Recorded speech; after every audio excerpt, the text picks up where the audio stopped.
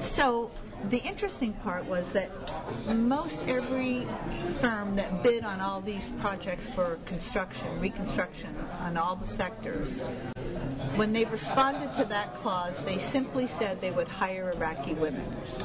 I really felt since I wasn't being asked to go, I really developed a program because I was only asked to write a plan. So I developed a program that I thought that all women would need, whether they were in Buena Park or Baghdad. Women need access to jobs, somewhat of a level playing field, and they can aspire to anything. And they need to be able to take advantage of training programs. So I wrote the plan based on that. I submitted the plan to these two engineering firms. They submitted it as part of their proposal for the water infrastructure. And lo and behold, 4 or 5 months later, they won. And I was called and asked if I would consider going to Iraq. And I said, absolutely not. I hate guns. No, I don't want to go to Iraq. I have a nice, comfortable life. And so I was asked to think about it for a couple of days, and I did. I thought about it and that's when I was sort of deciding I needed something to kick me out of my comfort level at age 60. So I thought, well, I won't take surfing lessons. I'll go to Iraq instead. And so that's what I did. I went to Iraq. Did you have a question, Marlene? Yes, I did. This is also fascinating for me. It just truly is fascinating. A country like Iraq, could you just tell us a little bit more about the women, their thoughts, just how they function there as women in a country where it's all male that controls everything? Well, this is really the biggest misconception about Iraq, I think. Well, number one, I want to tell you that women are 64% of the population in Iraq. 64? 64. Mm-hmm. And mostly that's because of all the wars they've had, and certainly in the last 7 years they've lost hundreds of thousands of people, most of them men, obviously, who fight. So Iraq is 64%. 64% of the population in Iraq are women. And in the Arabic culture, men are supposed to take care of women. Whether it's the cousin, the brother, the women get handed down to family members after. But in Iraq, that obviously can't be the case because there are not enough men to take care of women. So women have a real need for the first time, to build a career.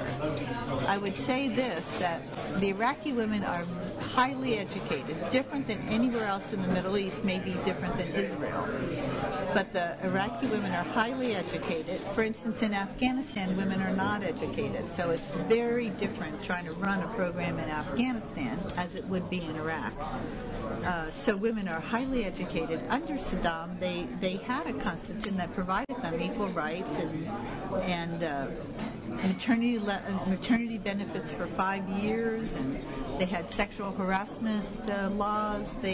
So it wasn't necessarily that Saddam took those rights away. Women in Iraq, women were encouraged to get an education.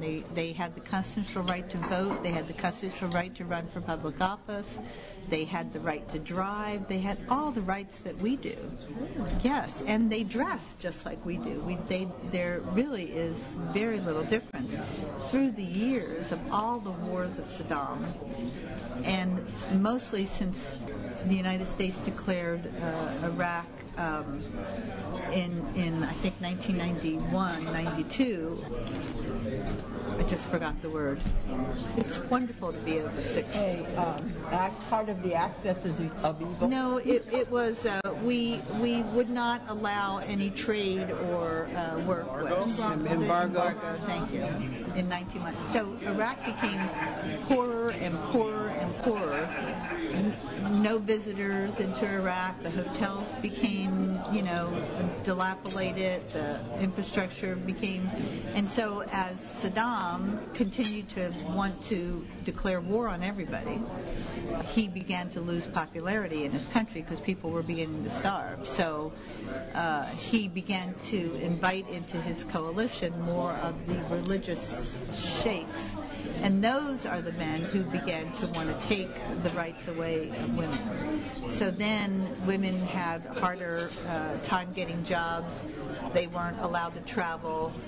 It became much more through the religious aspect, through other than just oppression. But the Ba'ath Party was really nasty and mean, and without question, those people were power mongers, and they abused, like every despot, they end up abusing their power. And of course, in any situation, women and children suffer the worst. Even here in America, when times are tough, women and children suffer the worst. I have a question.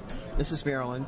I'm curious about a comment you made earlier about living in the green zone as being one of the most gated communities in the world. Talk about what it was like to be inside that cocoon, if you will.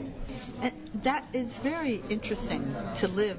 You know, I guess it would be like living on a small island. So that fantasy about living on a small island is gone from my head now.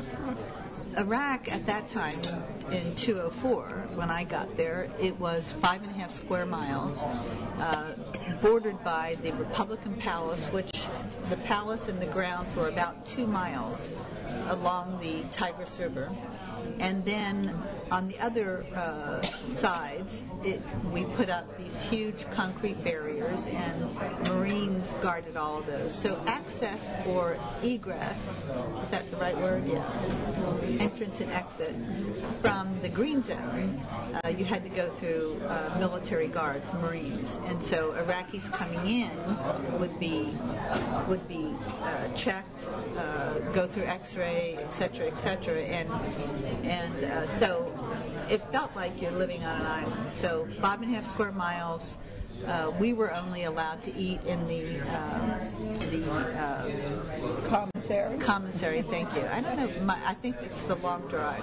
The commissary, and it was interesting because there were several of these around the green zone, and you were assigned to one that was closest to you. And we had to walk maybe a half a block to the.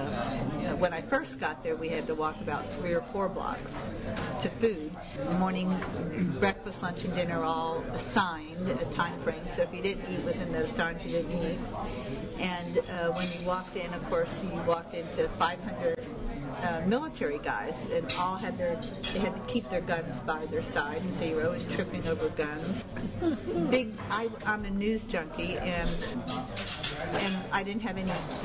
I didn't even have my own computer for the first 2 months.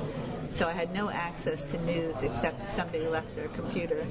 No television, no radio, no nothing. But in the commissary, they would have this huge, gigantic screen and sports programs playing constantly. It's like a sports bar. Yeah. And so I always, I was brave enough to go to Iraq, but I was not brave enough to try to change the station. Some of my friends would encourage me, but I just couldn't quite get there. I just had my hand on that button, and I thought, no, these